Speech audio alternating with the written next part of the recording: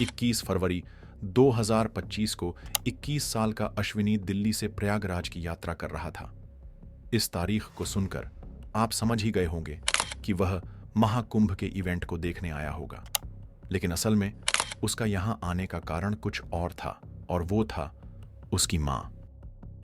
कुछ दिन पहले अश्विनी के माता पिता महाकुंभ में स्नान करने के लिए प्रयागराज आए थे, लेकिन उनकी मां वापस नहीं लौटी। 18 फरवरी को उसके पिता ने उसे और उसके भाइयों को यह खबर दी कि उनकी मां गायब हो गई है और उनका कोई सुराग नहीं मिल रहा। इसी कारण अश्विनी अपनी मां को ढूंढने के लिए प्रयागराज आया था, लेकिन जब उसने खोजबीन शुरू की तो उसे अपने पिता की बातों पर संदेह होने लगा। क्या उसकी मां सच में लापता थी या फिर उसके पिता कुछ छुपा रहे थे? यह कहानी जुड़ी है महाकुंभ में हुए एक रहस्यमयी हत्या से।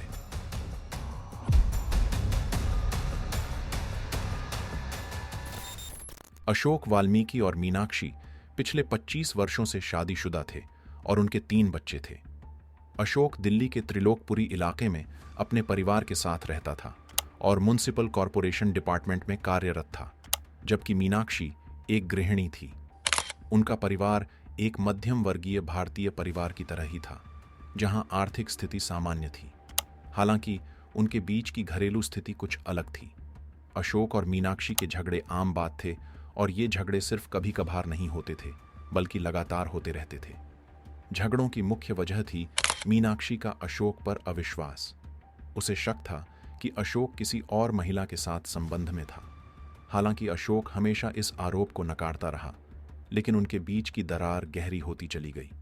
बावजूद इसके मीनाक्षी ने अपना रिश्ता निभाना जारी रखा। उनके बीच के झगड़ों के बावजूद कभी कभी उनकी जिंदगी में खुशियों के छोटे छोटे पल भी आते थे। ऐसा ही एक पल तब आया जब अशोक ने मीनाक्षी से कहा कि वह उसे त्रिवेणी संगम में डुबकी लगाने के लिए महाकुंभ लेकर जाएगा। यह सुनकर मीनाक्षी बेहद खुश हुई, क्योंकि वह न केवल एक धार्मिक महिला थी, बल्कि महाकुंभ का हिस्सा बनना किसी भी हिंदू परिवार के लिए एक बड़ा अवसर माना जाता है। इसके अलावा वह शायद पहली बार किसी यात्रा पर जा रही थी, जिससे उसकी खुशी दोगुनी हो गई थी। महाकुंभ अपने चरम पर था और 17 फरवरी 2025 को अशोक और मीनाक्षी दिल्ली से प्रयागराज के लिए ट्रेन से रवाना हुए। वहां पहुंचकर उन्होंने उसी दिन त्रिवेणी संगम में स्नान किया। अशोक ने उनकी तस्वीरें और वीडियो सोशल मीडिया पर भी साझा किए, लेकिन इसी रात कुछ ऐसा हुआ जिसने इस धार्मिक यात्रा को एक रहस्य में बदल दिया। महाकुंभ के दौरान प्रयागराज में सामान्य होटल या B&B में रुकना लगभग असंभव हो गया था। बढ़ती मांग को देखते हुए स्थानीय लोगों ने अपने घरों को किराए पर देना शुरू कर दिया था। इनमें से अधिकतर जगहें न तो पंजीकृत होटल थे और न ही कोई ID प्रूफ या संपर्क जानकारी मांगते थे। अशोक और मीनाक्षी के पास भी कोई ID प्रूफ नहीं था, इसलिए उन्होंने ऐसे ही एक अनौपचारिक लॉज में ठहरने का निर्णय लिया। उन्हें प्रयागराज के झूसी इलाके में मात्र 500 रुपये में एक कमरा मिल गया, जहां किसी औपचारिकता के ठहरने की अनुमति थी। रात भर दोनों वहीं रहे, लेकिन अगली सुबह अशोक लॉज छोड़ चुका था, जबकि मीनाक्षी अभी भी वहीं थी। जब लॉज के कर्मचारी चेकआउट की सूचना देने कमरे में गए, तो जो नज़ारा उन्होंने देखा वह भयावह था। बाथरूम में मीनाक्षी की खून से सनी लाश पड़ी थी। पुलिस को तत्काल सूचना दी गई। प्रारंभिक जांच में स्पष्ट हो गया कि मीनाक्षी का गला किसी तेज धारदार हथियार से काटा गया था। लेकिन हैरानी की बात यह थी कि हत्या में इस्तेमाल किया गया हथियार घटनास्थल पर नहीं मिला। चूंकि लॉज अव्यवस्थित था और वहां CCTV कैमरे भी नहीं थे, पुलिस के पास जांच के लिए कोई ठोस सुराग नहीं था।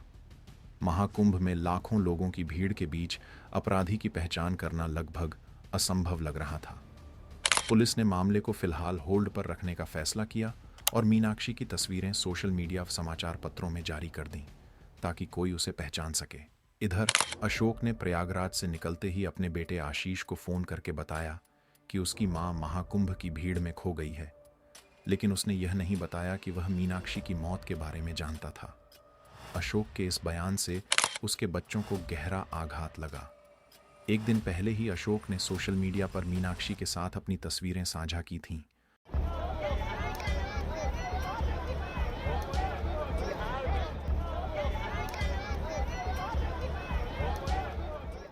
और अब अचानक उनकी गुमशुदगी की खबर संदेहास्पद लग रही थी।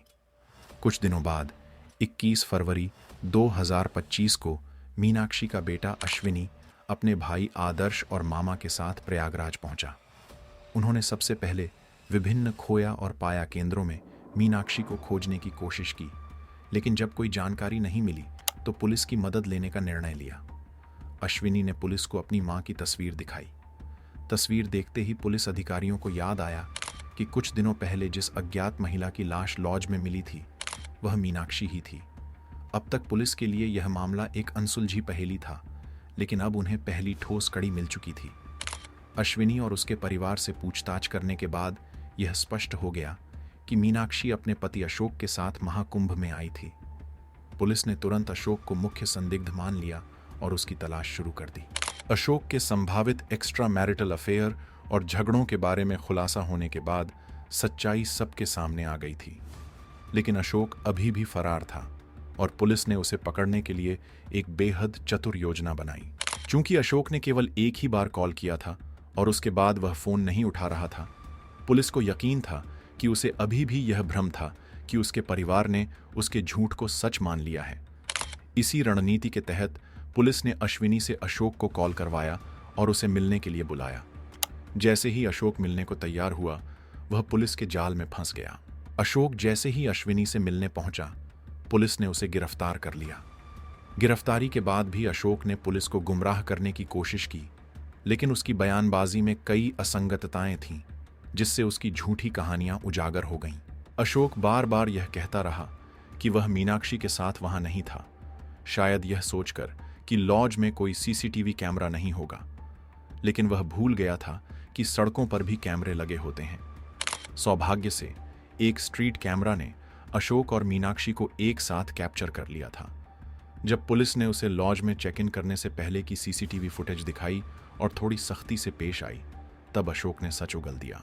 उसने स्वीकार किया कि वह मीनाक्षी से नफरत करता था और महाकुंभ से 3 महीने पहले ही उसने उसकी हत्या की योजना बना ली थी।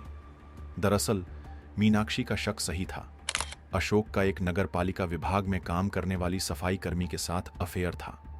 जब मीनाक्षी को यह पता चला तो उसने अशोक से इस बारे में सामना किया, लेकिन अशोक पहले से ही उसे छोड़कर उस महिला से शादी करने की योजना बना चुका था। मीनाक्षी कभी भी इसे स्वीकार नहीं करती, इसलिए अशोक ने उसे अपने रास्ते से हटाने का फैसला किया। वह चाहता था कि मीनाक्षी की मौत को एक प्राकृतिक घटना समझा जाए, ताकि वह दोबारा शादी कर सके और समाज में उसकी छवि खराब न हो।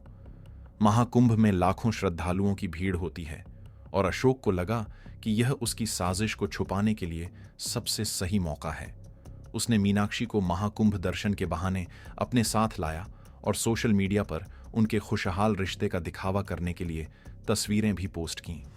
उसने जानबूझकर ऐसे लॉज में चेक इन किया जहां कोई रिकॉर्ड नहीं रखा जाता और सीसीटीवी कैमरा भी नहीं था। उस रात अशोक ने मीनाक्षी के साथ अपने अफेयर को लेकर झगड़ा किया। जब मीनाक्षी बाथरूम की ओर गई, तब उसने पीछे से हमला कर उसका गला काट दिया। सबूत मिटाने के लिए उसने मर्डर वेपन और खून से सने कपड़े मेले के एक डस्टबिन में फेंक दिए। फिर घर पर कॉल करके यह नाटक किया कि मीनाक्षी लापता हो गई है। एक तरफ अशोक महाकुंभ में मीनाक्षी की देखभाल करने का नाटक कर रहा था और दूसरी तरफ वह महीनों से उसकी हत्या की योजना बना रहा था। यदि मीनाक्षी के बच्चों को उस पर शक न हुआ होता या वे खुद उसे खोजने न आते, तो शायद उसका प्लान सफल हो जाता और वह सामान्य जीवन जीता रहता, जैसे कुछ हुआ ही न हो। लेकिन सौभाग्य से पुलिस ने इस मामले की सच्चाई उजागर कर दी और अशोक को गिरफ्तार कर लिया। यह मामला बेहद दुखद है, क्योंकि इससे महाकुंभ जैसे धार्मिक आयोजन की छवि भी बिगड़ती है। हम सिर्फ यही आशा कर सकते हैं कि मीनाक्षी की आत्मा को शांति मिले।